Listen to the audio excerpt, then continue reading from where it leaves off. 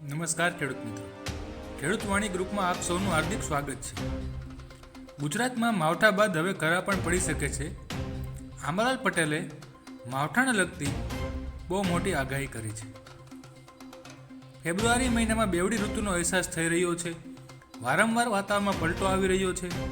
અમુક વિસ્તારમાં વાદળછાયું વાતાવરણ અને વહેલી સવારે ધુમ્મસભર્યું વાતાવરણ જોવા મળી રહ્યું છે. હવામાન વિભાગના જણાવ્યા પ્રમાણે ગુજરાતમાં તાપમાન 48 કલાક યથાવત રહેશે અને ત્યારબાદ તાપમાન ઘટશે. એટલે વહેલી સવારે ઠંડીનો અહેસાસ થશે અને બપોર થતાં ગરમીનો અનુભવ થશે. હવામાન નિષ્ણાત આંબાલાલ પટેલે ન્યૂઝ 18 ગુજરાતી સાથે વાત કરતા જણાવ્યું છે, આવતીકાલથી રાજ્યના ભાગોમાં ઠંડીના નવા રાઉન્ડની શરૂઆત થઈ જશે. ઉત્તર ગુજરાત, મધ્ય ગુજરાત અને કચ્છમાં ઠંડીની અસર અનુભવાશે. બનાસકાંઠા, મહેસાણામાં ઠંડીની વધુ અસર જોવાશે. ઘણા ભાગમાં લઘુત્તમ તાપમાન 10 ડિગ્રીથી ઓછી થવાની શક્યતા રહી છે. રાત્રિ અને વહેલી સવારે લઘુત્તમ તાપમાન નીચું જઈ શકે છે.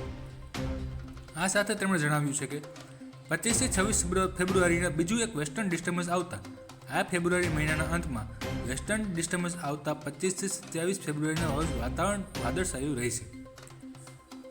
માર્ચ મહિનાની શરૂઆતમાં એક વેસ્ટર્ન ડિસ્ટર્બન્સ આવશે. એક પછી એક વેસ્ટર્ન ડિસ્ટર્બન્સ આવતા રાજ્યના ભાગોમાં વાદળછાયું વાતાવરણ રહી શકે છે. કેટલાક ભાગોમાં છાંટા પડવાની પણ શક્યતા રહી છે. આંબાલાલ પટેલે વધુમાં જણાવ્યું છે કે ફેબ્રુઆરી મહિનામાં વાતાવરણ બદલાવ આવશે અને માર્ચ મહિનામાં પણ વેસ્ટર્ન ડિસ્ટર્બન્સના કારણે વાદળછાયા વાતાવરણ વચ્ચે કમોસમી વરસાદ થવાની શક્યતા છે. પરંતુ એપ્રિલ મહિનાના દેશના ઉત્તરીય પર્વતીય વિસ્તારમાં ભારે વરસાદ થશે. આથી ઉત્તર ભારત સહિત ગુજરાતના ઘણા ભાગોમાં કમોસમી વરસાદ શક્યતા છે અને રાજ્યના કોઈ ભાગમાં કરા પણ પડી શકે છે.